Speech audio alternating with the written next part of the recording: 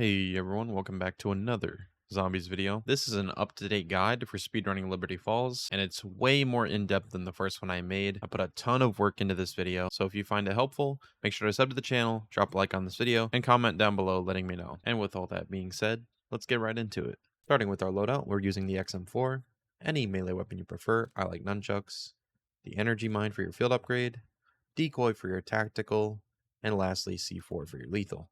You're also going to want to set your gun packs to whimsicals if you want to submit for ZWR, because if you accidentally pop whimsical, your run won't be disqualified. Now moving on to attachments and augments, starting with the XM4, I personally use the monolithic suppressor, reinforced barrel, standard launcher, extended mag 3, quick jaw grip, buffer weight, and the 3-round burst. Now the sight that you use is completely personal preference, but I prefer the Otero microdot. And if you're going to use one of the sights like I do, like the Otero or maybe the Merlin Mini, make sure to use the purple sight if you have that unlocked, because it's actually quite a bit smaller than the default red. Moving on to the GS45s, I use monolithic suppressor, reinforced barrel, extended mag 2, akimbo, and rapid fire. If you want to swap out the barrel for a laser, you can totally do that, but this is what I personally like. Up next is Napalm Burst. For the major augment, I'm using Thermite, and for the minor augment, I'm using Contact Burn. Now, Napalm Burst is a little bit weird because it's not really the augments that make it good. It's actually because the Mangler and Abomination both share an elemental weakness to it. So if you find other augments that you prefer using, that's perfectly fine. Up next for Energy Mine, the major augment is Turret, and the minor augment is Extra Charge. These augments are extremely important to protecting your LTGs during the run. For Tesla Storm, my major augment is Static Discharge, and my minor augment is Overclocked. Static Discharge is personal preference, but we're going to be using Overclock to get up to the church faster after second LTG. And lastly, moving on to the two main perks of the run. For PhD, the major augment is PhD Slider, and the minor augment is Tribologist. These two augments are extremely important for the run, and Tribologist specifically allows you to do the PhD spam slide, which I'll show you how to do in a moment. And then for stamina up, our major augment is going to be Dasher, and our minor augment is going to be Hotfoot. In the event that you have enough points to get stamina up, these augments make you run much faster. Now I'm going to show you how to do the movement tech that is used in this run, starting with the stamina up augment Hotfoot. If you kill a zombie with a lethal, the lethal kill will make you run extremely fast, and this is really good when you're moving the canisters.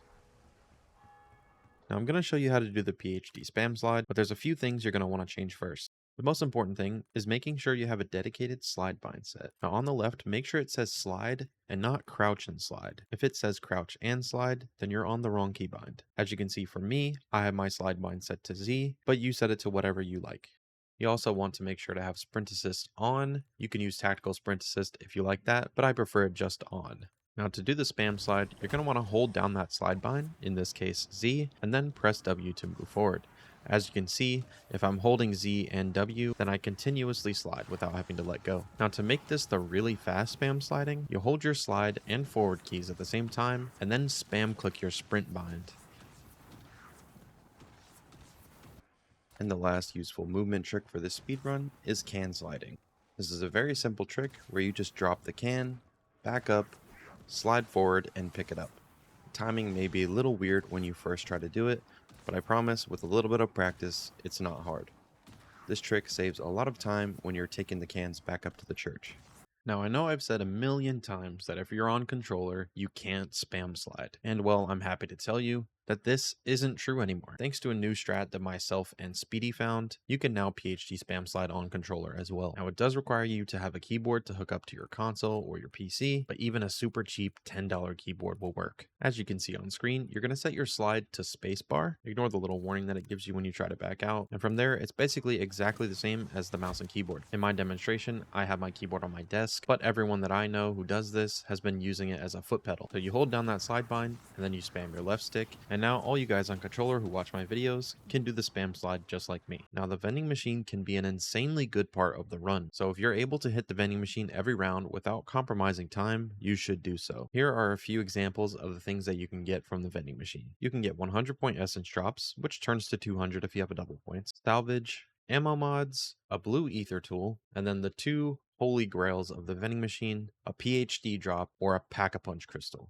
PhD and a Pack-a-Punch Crystal specifically are the two best because they save you a ton of points, which in turn saves you time on having to kill round 7 in the graveyard. Now I won't go into detail about how to play the game out with these, but just know they are very good. And another important thing to note is there are only 4 perks that you're going to pick up from the vending machine, and that is PhD, Stamina Up, Vulture Aid, and Melee Macchiato. PhD and Stam because in a good run you're going to end up buying them anyways, especially PhD because like I said before, saves you points. Vulture Aid because there's an augment that gives you a higher chance for salvage when you get critical kills, and this run needs a lot of salvage. And lastly, one that might not make sense on the surface, but Melee Macchiato, because when you have Melee Macchiato, you can punch the vending machine and it will break and give you a ton of rewards. And this in turn gives you a higher chance to get something like a Pack-a-Punch Crystal or an Ether Tool. But aside from those 4 perks, you don't want to pick up any other perks because BO6's perk system, when it comes to purchasing perks,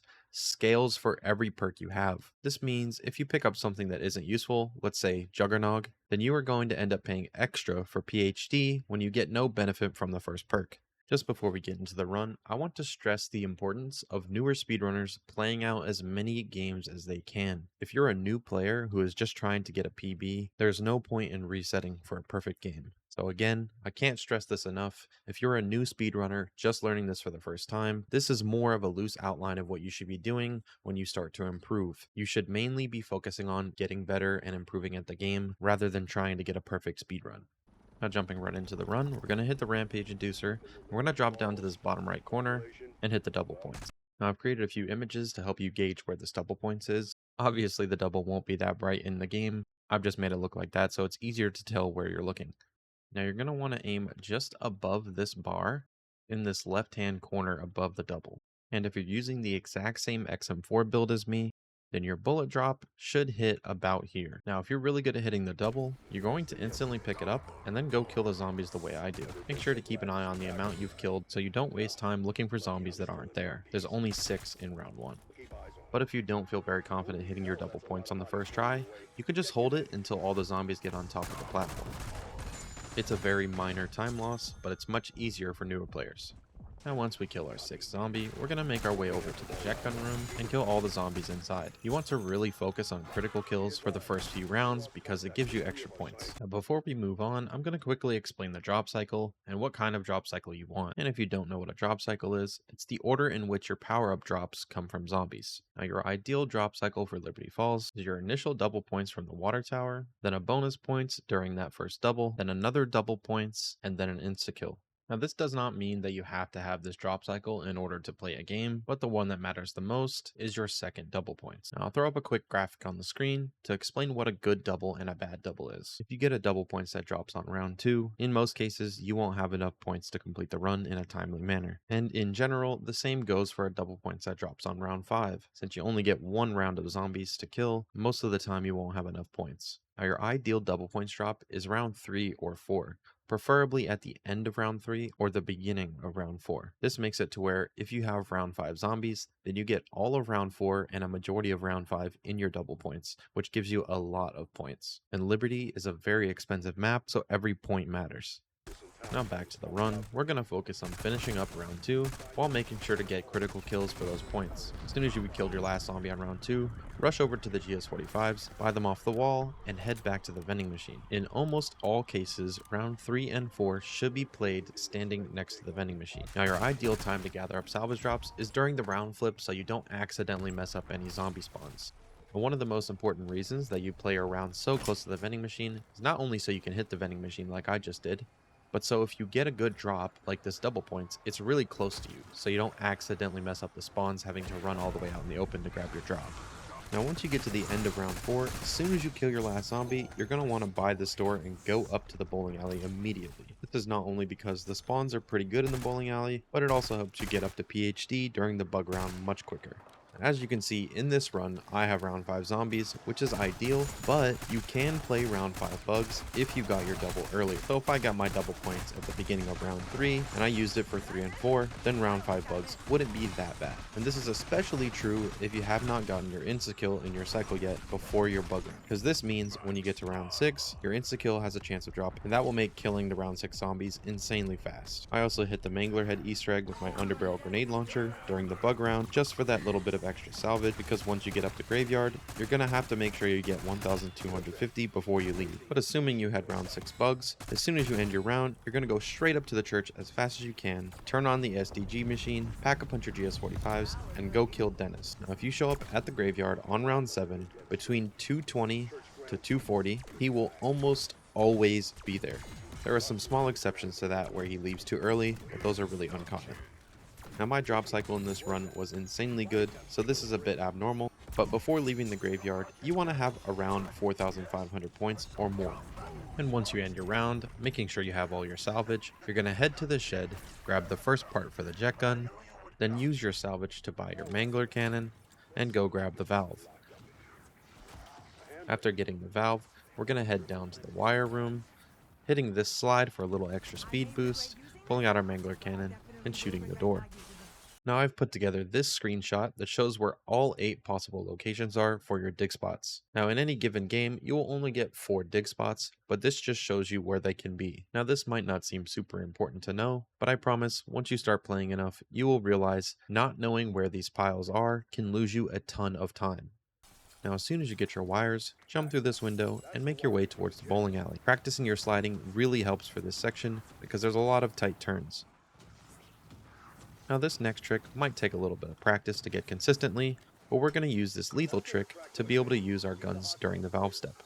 Now after making sure the panel is off, you're going to place the valve and hold interact to start turning it. As soon as this orange bar fills up, you're going to pull out your C4 and swap weapons. It's as simple as that. Now your main focus during this step is not only making sure you get a decent amount of points, but keeping track of where your salvage drops because you still need 500 salvage for napalm burst. Now as your water pressure is coming to an end, take note of your points. If you have around 4,000, make sure to buy stamina before you leave. And once you see this white flash, run around and grab your salvage and be ready to pick up the part. As soon as you grab it, head to the check-in room as fast as you can, hitting this slide to give you a little boost. And once your jet gun is crafted, it's on to grabbing the LTG parts. A little trick that I like to use, when you're about to pull something with a jet gun, quickly swapping weapons twice, and then pulling allows you to do it slightly quicker. Now we're going to make our way up to the second LTG part, which we unfortunately now have to pull from the top of this truck. Why did they change that? Now make your way up to the church to grab your last LTG part. And we're now going to head straight for the zip line, take it over, and craft the LTG. Now if you want a little bit of extra points after you're done crafting, when you're taking the zipline back over, you can turn around and shoot some of these zombies that are climbing up the side. Right after we place our first LTG, we're going to immediately drop an energy mine right next to it, and immediately head down this alleyway to grab our first Etherella doll. After grabbing the first one, you're going to head down to the comic shop and grab the 4 in there as well. Now depending on how much damage your LTG has taken, you can play this one of 2 ways. If you think your LTG is going to break, you could turn around after grabbing your last doll and go back up to protect it. The downside to this is you're going to have to spend the points to buy more ammo. And don't forget to put napalm on your GSs. Now you're going to want to protect until about 10 seconds, and you might have even less time depending on how many zombies are there, like I did in this game. We're then going to run, pull our Etherella doll in, grab the canister, and throw our C4. If you think your LTG is going to survive, then after grabbing your last Etherella, you're going to go out the back door of the comic shop, put napalm burst on your pistols, and then head to spawn to grab the max ammo. The reason we're grabbing this max ammo is to save points for stam later. This lineup is very simple. We're just going to aim slightly below this piece of metal above the max ammo. As soon as you have your max ammo, you're going to turn around and go up to the church as fast as you can. You want to get back to the church with around 10 seconds left on your time remaining, but you have plenty of time to pull the Etherella doll in, grab your canister, and throw your C4.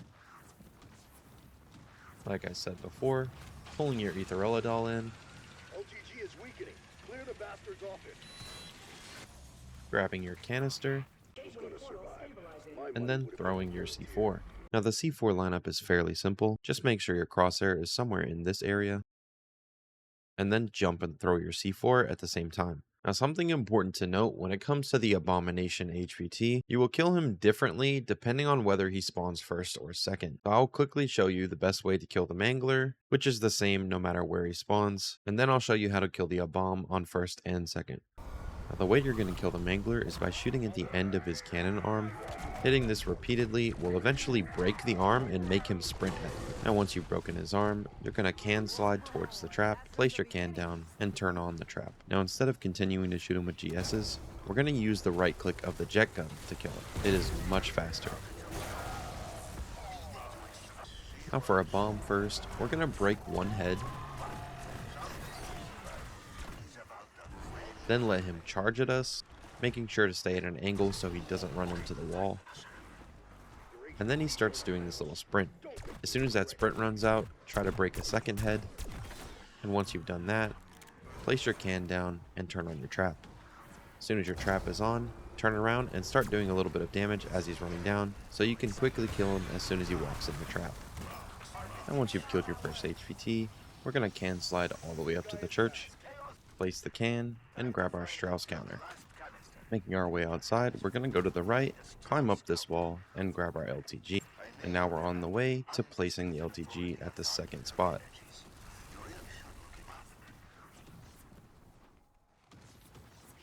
Once we place our LTG, we're going to drop the second energy mine, and then head back the way we came, but go up this right side staircase to start your first projector.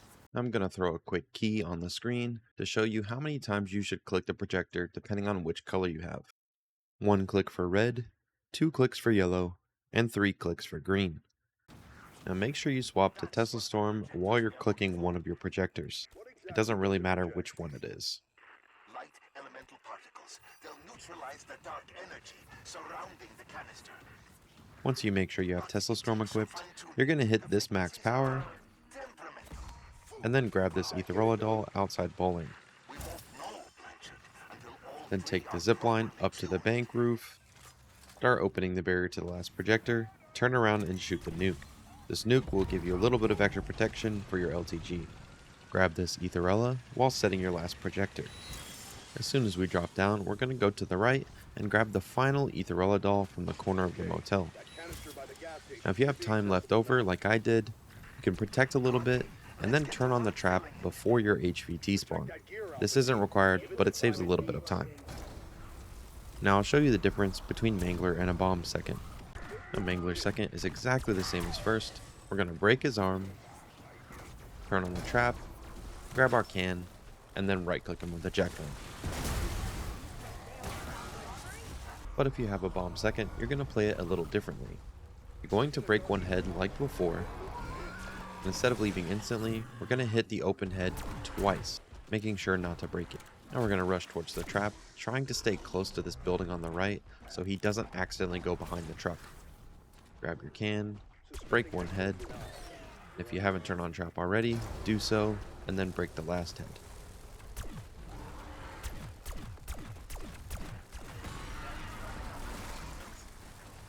Now once your second HVT is dead, you're going to start can sliding your way up to the church. Once you get to the bowling alley, you can go ahead and pop your Tesla, and this makes your can slides way faster and way farther. And once you make your way into the church, we're just going to place our can and start the boss fight. The boss fight is relatively straightforward.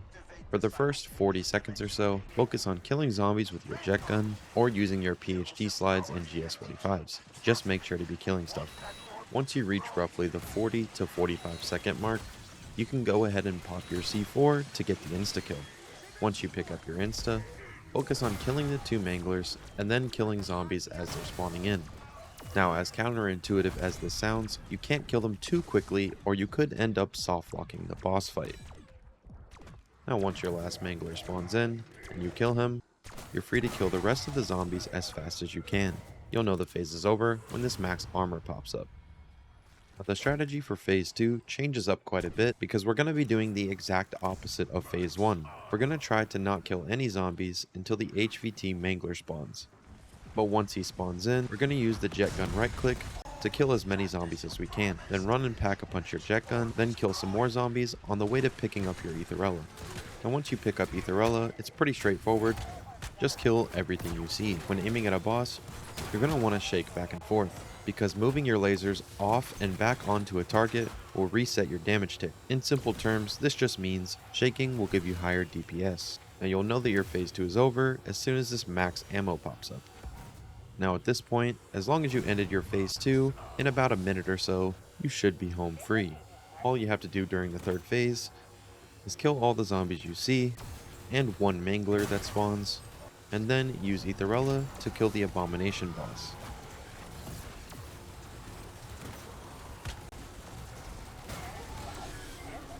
As soon as you kill the Abomination, immediately start looking around to try and kill as many extra zombies as you can. If you get lucky, this can end up instantly ending your boss fight as soon as your Etherella ends. If not, that's okay, just killing a few extra zombies should do the trick. The end is nigh. And that is the full guide on how to speedrun Liberty Falls. If you found this video helpful, make sure to let me know down in the comments, drop a like on the video, and sub to the channel. I put a ton of work into this video, so I really appreciate your support. And if you have any questions, don't hesitate to drop a comment down below, and I'll try to help if I can. With all that being said, good luck on your runs.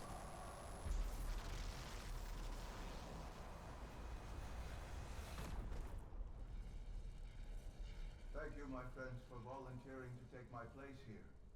Or, in your parlance, thank you for being voluntold. Now, if you will excuse me, I have a few scores